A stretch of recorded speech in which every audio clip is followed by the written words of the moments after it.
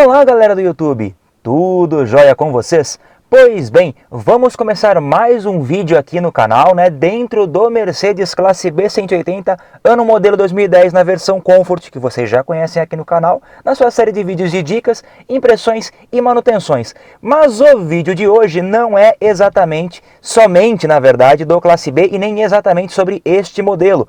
Hoje nós falaremos de uma forma genérica, de uma forma universal. Nós vamos abordar um pouco hoje um tema que eu gosto muito de falar, mas eu não tenho nenhuma série de vídeos a respeito, que é elétrica automotiva. Qual é o tema do vídeo de hoje? Hoje eu vou pontuar 4 ferramentas extremamente importantes para o seu diagnóstico em elétrica veicular. Se você tem um problema na parte elétrica, quais são as principais ferramentas, ou para você resolver, fazer um upgrade na parte elétrica do seu carro, quais são as principais ferramentas aí que você vai utilizar, claro que dependendo do carro. E para isso, claramente, nós não falaremos apenas do Classe B, como nós também falaremos daquele carrinho raiz que está aqui do lado. Então, vem comigo, nós vamos começar a falar da primeira ferramenta dentro do outro carro. Bom pessoal, já dentro aqui do meu Fiat Uno Mille Electronic, ano 93, modelo 94, carinhosamente apelidado de algodão doce, que vocês também já conhecem aqui no canal, eu vou falar sobre a primeira ferramenta. Qual vai ser a ordem aqui? Eu vou falando das mais básicas, tá? Pontuando ali a sua funcionalidade, desvantagens e vantagens, assim como até as mais ali um pouquinho refinadas. Lembrando que todas são simples, são baratas e acessíveis, tá joia? E vou aplicar pelo menos o uso delas aqui de alguma maneira. A primeira delas é a lâmpada de teste. Vocês podem ver que essa lâmpada de teste não parece algo industrializado. E por quê? Essa lâmpada de teste, na verdade, ela era de uma caixa de ferramenta do meu pai, e o meu pai nunca foi chegado em elétrica, ele nunca gostou de elétrica, e isso ficou lá jogado.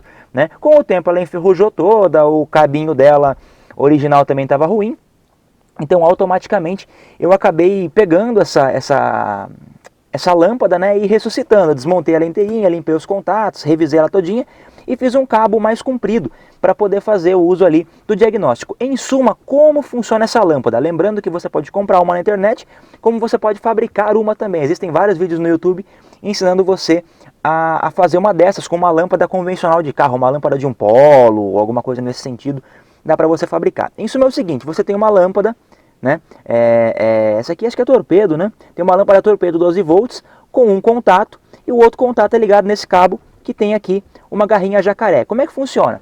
Se você precisa, por exemplo, verificar se há alimentação de um positivo em algum ponto do carro, você aterra esta ponta com a garrinha jacaré e vai espetando a outra ponta,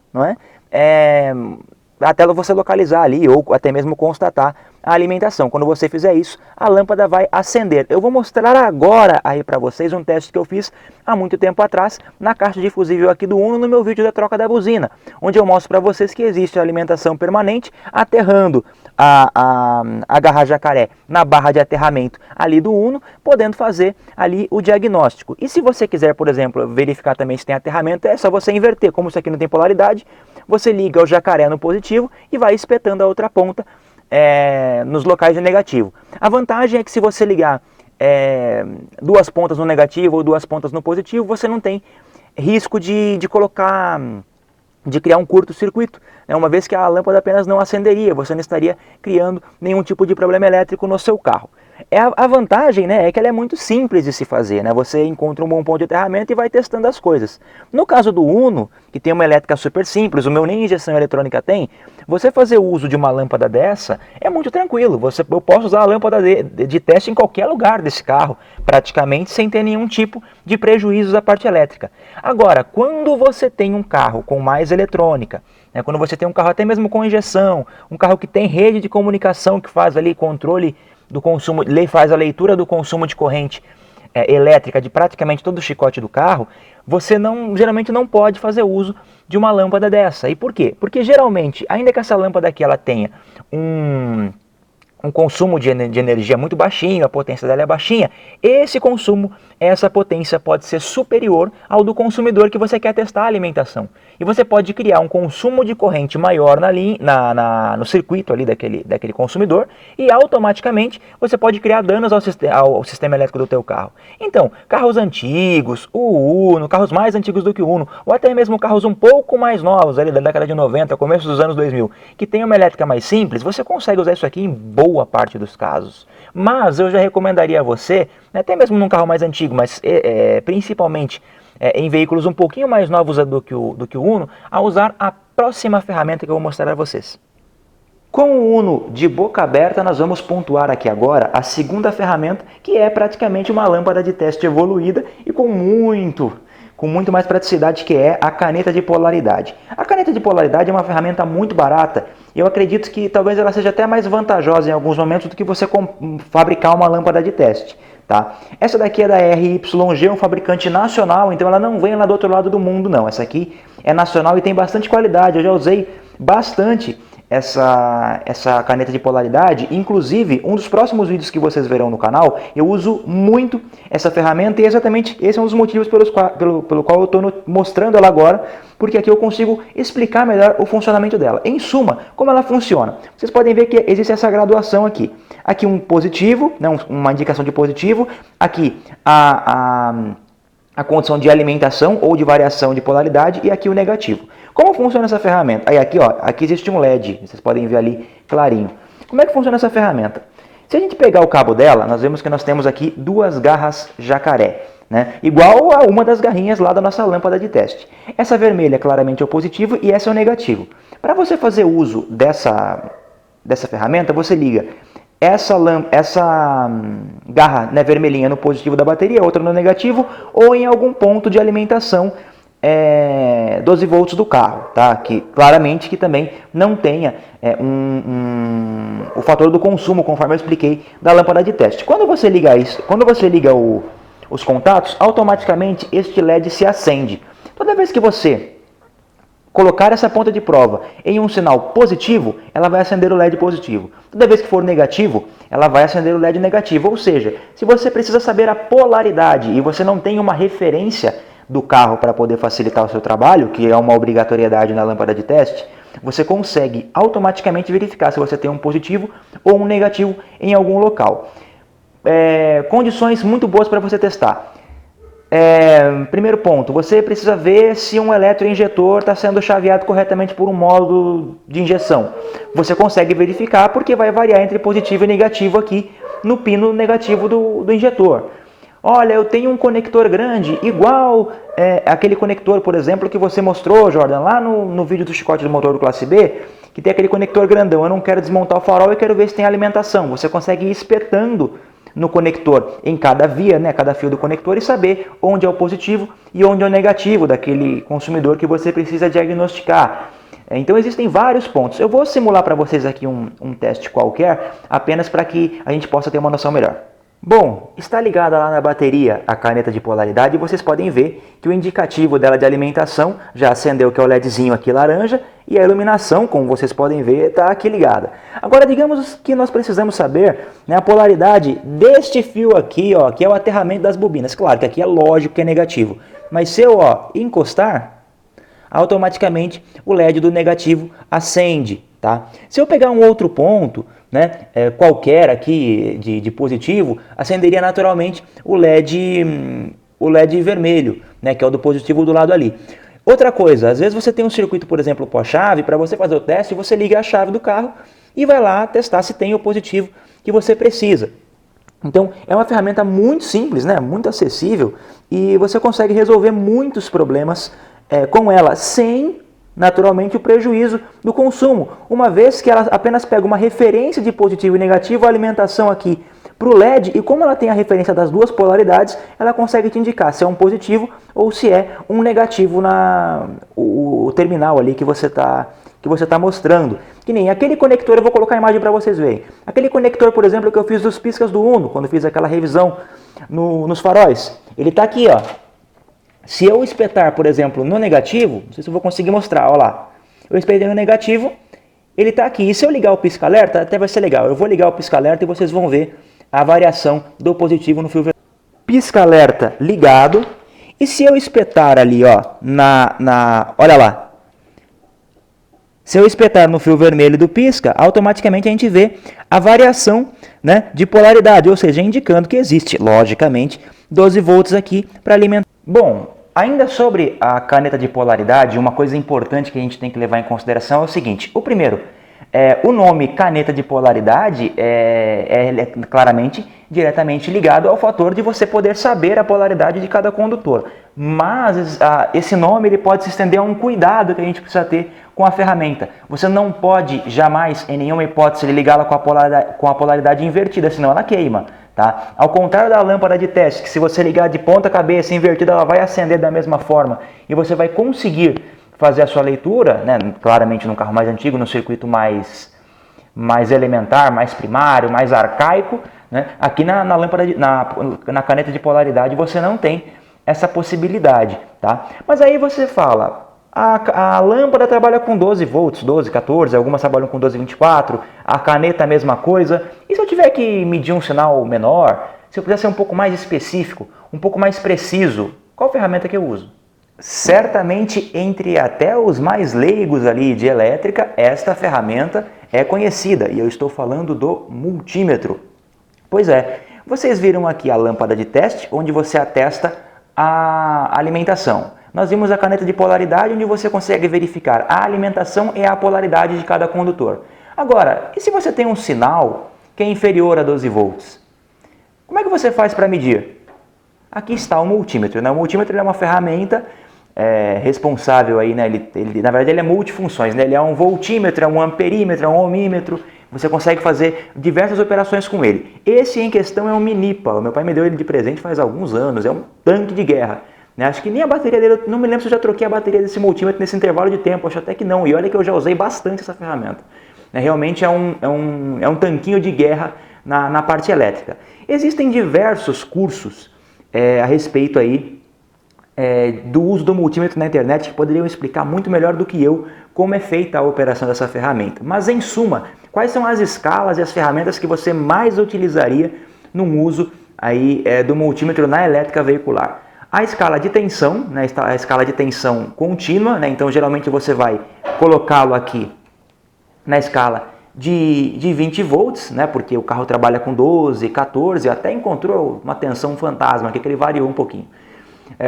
Você vai ter que verificar ali uma tensão de bateria, uma tensão de operação de algum determinado consumidor elétrico do carro, então você vai geralmente utilizar esse tipo de escala. Outra escala que você pode usar é essa escala aqui de resistência. Então se você precisa fazer o teste resistivo de algum determinado componente, alguma carga do veículo, um eletroinjetor, uma bobina de ignição, e aliás para isso eu tenho um bom exemplo, está no card no canto superior direito da sua tela. Eu tenho um vídeo sobre o teste resistivo das bobinas do Nissan Sentra, um vídeo que chegou a 100 mil visualizações recentemente. Aliás, eu quero até agradecer pelo prestígio dos amigos. E aqui você consegue verificar se a resistência ali nominal de um determinado componente, que está ali indicada, se ela se ela está ok, se ela está acima ou está abaixo. E tem um amperímetro, para você medir ali algum determinado consumo de corrente. Atenção!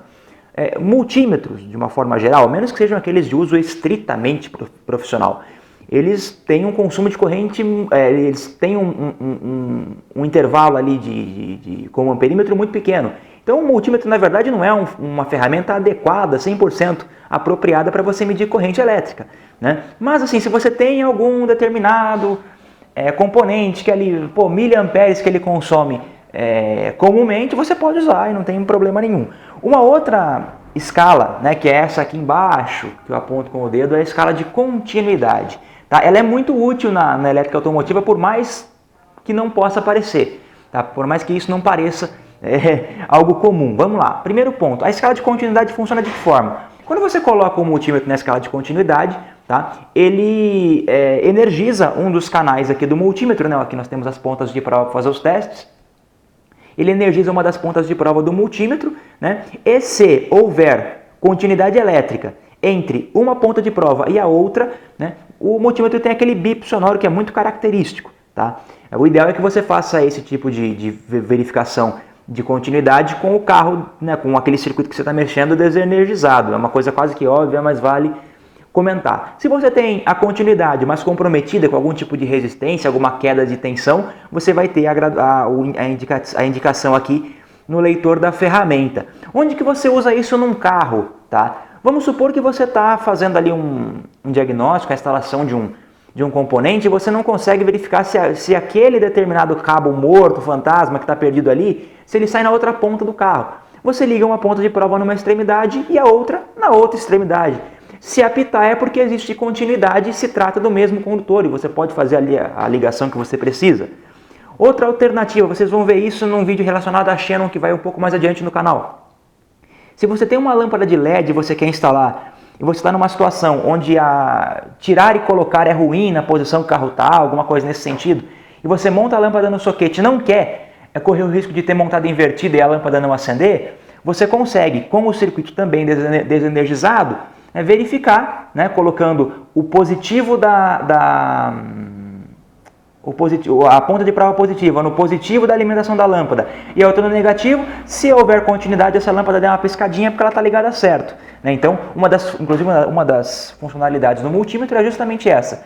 Você consegue identificar o anodo e o catodo, ou seja, positivo e negativo, respectivamente, de um LED, né? Ou de uma lâmpada de LED, no caso. Então, eu falo de uma lâmpada que trabalha com corrente contínua, como é uma lâmpada automotiva, tá? Então, essas dicas aqui, elas são estritamente, algumas, né, apenas para a elétrica automotiva, elas não se aplicam a outros setores aí da elétrica. Mas existem problemas elétricos, né? Aliás, uma outra coisa que você pode fazer com o teste de continuidade também é verificar se uma lâmpada está queimada. Você consegue, colocando as pontas de prova entre os terminais, você consegue fazer ali o diagnóstico para ver se o filamento está inteiro, né? E logicamente se a lâmpada estaria legal. Ainda sobre o multímetro, né? Você pode, que talvez seja a função nominal dele, é o seguinte: você pode verificar a tensão de bateria. Já mostrei isso várias vezes, vou colocar a imagem de algum dos vídeos que eu mostrei isso. Fiz no Uno, fiz no Nissan Sentra, fiz em diversos carros já esse tipo de teste, onde você pode verificar se a bateria está carregando, se ela está carregada quando está com o carro desligado. Você consegue verificar a queda de tensão durante a partida, que eu também tenho vídeo sobre isso no canal. E você pode também verificar se existe alguma queda de tensão em algum condutor, não só do sistema de carga, como em qualquer condutor elétrico do carro. Agora, existem problemas em parte elétrica, e nesse caso o Uno não se aplica, né? Mas os carros mais novos eles se aplicam. Existem problemas em parte elétrica de um carro onde eles não se manifestam pelo não funcionamento de algum componente. Eles podem se manifestar num mau funcionamento do motor, eles podem se manifestar por algum problema intermitente que o carro tenha, e às vezes é uma situação onde você não consegue fazer a verificação do sinal de tensão ali com o multímetro e matar a charada. Qual é a ferramenta que a gente usa? É a próxima, a quarta e última da nossa lista. De volta dentro da B para falar da nossa quarta e última ferramenta da nossa listinha de hoje, tá? Que é o scanner veicular. Aí você vai falar: pô, Jordan, mas eu não preciso ter um scanner para resolver um problema elétrico do meu carro, né? Bom, na verdade depende, né? O scanner ele é uma ferramenta, eu fui das mais simples até as um pouquinho mais completas. O scanner, na verdade, é um tema que eu já abordei algumas vezes aqui no canal. Esse aqui é um LM327, é o scanner mais, desculpa a expressão, mas é o mais sem vergonha que existe.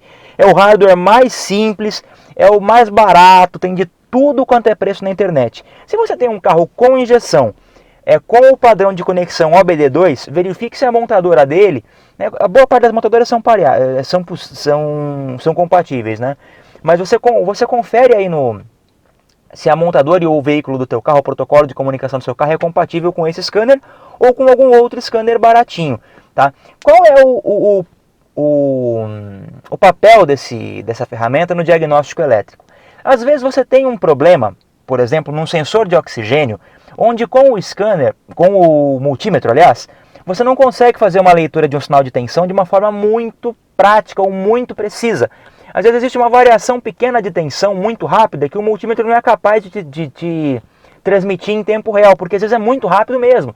E no scanner você consegue ter acesso a um gráfico ou a um parâmetro com mais casas depois da vírgula, onde quando você exige de uma precisão maior, ainda que o multímetro trabalhe com milivolts também, mas quando você precisa de uma precisão maior, é interessante. Outra coisa, existem fatores, né, de uma parte elétrica que não funciona direito, que você precisa saber qual é o parâmetro do funcionamento daquele consumidor. Então vamos supor, você precisa estar com uma marcha lenta ruim, você precisa entender a posição do corpo de borboleta. O multímetro não vai te dar isso, o máximo que ele pode te dar é um sinal resistivo da borboleta, e você vai ter que fazer 1 milhão de cálculos, às vezes buscando parâmetros que você não vai encontrar com facilidade para saber a posição percentual da borboleta, de abertura da borboleta. O scanner te dá isso de forma pronta, de forma instantânea. Temperatura do motor, de uma forma mais instantânea, e outras coisas também, além dos códigos de erro.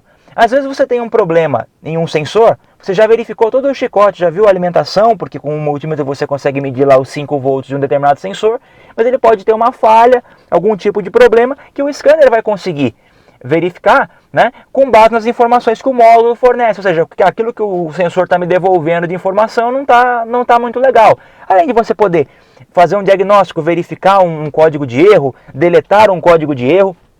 Claro que existem 1001 scanners, existe um fator de protocolo de comunicação, né, de comunicação unidirecional, bidirecional, uma parte um pouco mais além aí de scanner. E aí nesse caso, né, eu vou até mostrar uma imagem eu vou mostrar primeiro uma imagem do Sentra com o LM327 e depois do Classe B. Eu já fiz vários vídeos aqui sobre isso no canal, então não preciso nem me alongar muito nesse tema, né, onde você consegue fazer verificações de ali alguns sinais vitais. Claro que scanners como esse não vão fazer atuações no veículo, eles não vão reprogramar nada, mas assim, para um diagnóstico muito básico, algo que é muito elementar, ele resolve muito bem. Até mesmo para você que é entusiasta, é uma coisa que vale a pena você ter, às vezes para fazer um monitoramento, né? Mas lembrando, scanner, ele não conserta carro. Você precisa interpretar o scanner, né, acima de tudo, interpretar o que a ferramenta está ali dizendo para que você tenha um diagnóstico assertivo. Isso se ganha com a prática, isso se ganha com o estudo, com a pesquisa, você vai chegando num patamar onde você fica afiado. Eu mesmo preciso melhorar muito nisso, mas eu gosto muito de verificar isso, estou doido para comprar mais um scanner para me incomodar com esse carro aqui. Então, em suma, são esses essas 4 ferramentas. Claro que você tem outras. Você tem osciloscópio, você tem as ferramentas de correção, né? Correções elétricas, manutenções elétricas, né? Alicate, ferro de solda, você tem os materiais, fio, termorretrátil, terminal, capinha, estanho, fita isolante, você tem outras coisas, claro. Mas falando de uma forma bem básica, né? Essas são as 4 ferramentas principais. Se você tem problemas estritamente elétricos, entre as 4, para mim, para testes rápidos, ninguém supera a caneta de polaridade. Mas você precisa verificar eventualmente uma tensão, então o multímetro é o que melhor se encaixa. Para um diagnóstico num carro raiz, a lâmpada de teste atende muito bem. E quando você tem um problema que as ferramentas efetivamente elétricas não te mostram, certamente o scanner pode te ajudar no diagnóstico. Então eu pretendo gravar mais vídeos aí deixem o feedback de vocês sobre vídeos sobre elétrica veicular, isso vai me ajudar bastante na escolha dos próximos conteúdos, e certamente eu pretendo gravar mais vídeos nessa pegada aqui. Então, se você gostou do vídeo, deixe seu like, se inscreve no canal e clique no sininho para saber toda vez que o Uno, o Classe B e outros carros apareçam aqui em dicas, manutenções aí e impressões. Muita coisa ainda há de ser falado sobre esses carros e outros carros que já estão aí no forno, tá joia? Lembre-se que é sempre um enorme prazer tê-lo aqui. Um grande abraço e até o próximo vídeo.